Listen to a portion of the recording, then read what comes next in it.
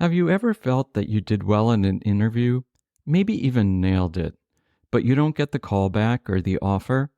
There might be a problem with your storytelling.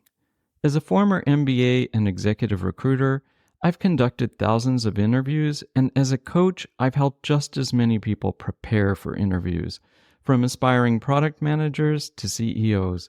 And I've noticed, more often than not, that there's one critical thing missing in the stories they tell. Stick around, and I'll share the critical component of storytelling in interviews that traditional approaches, like the STAR method, fail to include.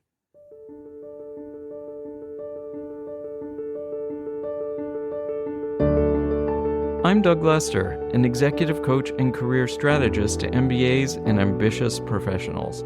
I've worked one-on-one with well over 1,000 people, helping them craft compelling work-life narratives and advance satisfying, meaningful careers. When it comes to your career and your life, if you don't craft your own narrative, then someone else might do it for you, and you might not like what they come up with. So let's work together on your narrative now. So the STAR method is a popular and pretty effective way of answering interview questions. I guess that's why so many people recommend it. I was taught it.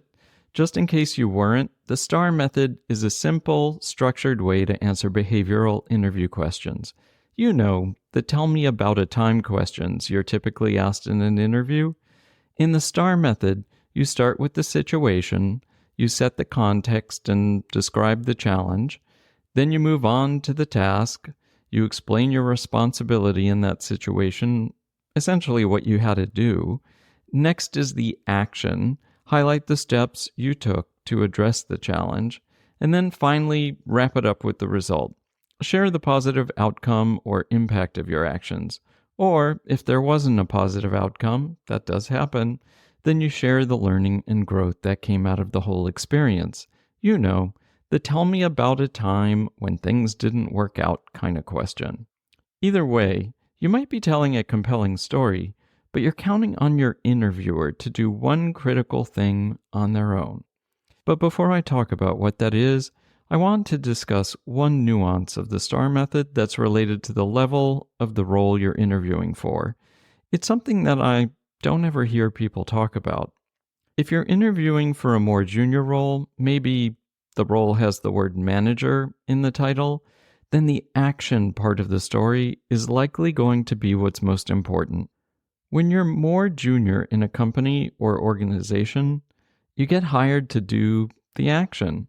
Someone else generally assesses the situation or challenge and assigns you the task, and you do the work, the action.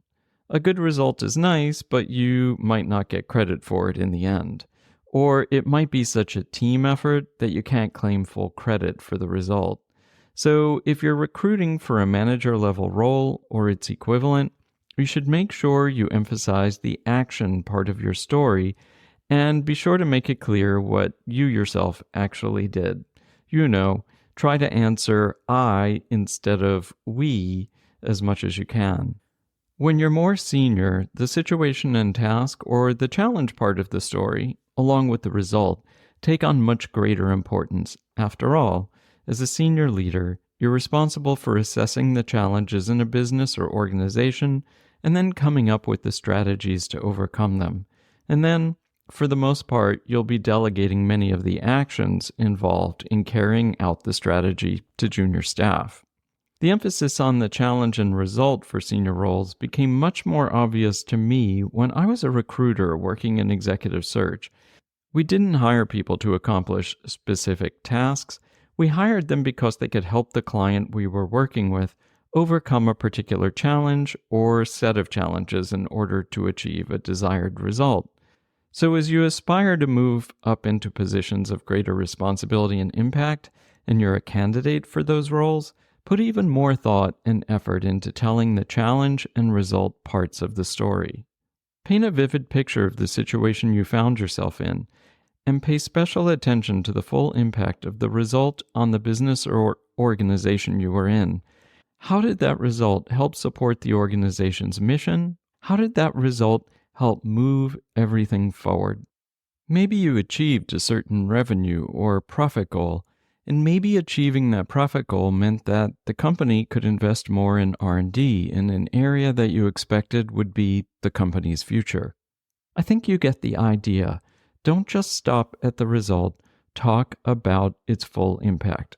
So you've talked about the situation and task, or the challenge, as I like to think about it, and you've also remembered to cover the result and its full impact on the business. You're done, right? People will evaluate you on your results, and if they're good enough, they might hire you. Well, maybe not.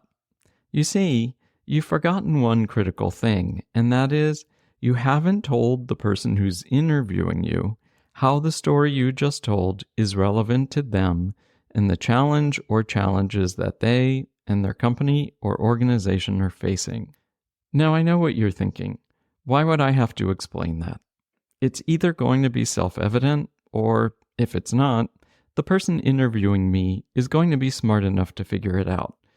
And if that's the way you're thinking, I'd say you're taking a big risk. The success of your interview may be determined by whether or not they make that critical connection. And they might be tired, or distracted, or even a little confused. You've probably interviewed people, you know how that works. So why leave it to chance? Do it for them. Make the connection explicit. When you get to the end of your story and you share your result, tell them why you think the story is relevant to them at this point in their company or organization's history. I bet you'll see a head nod or two when you do.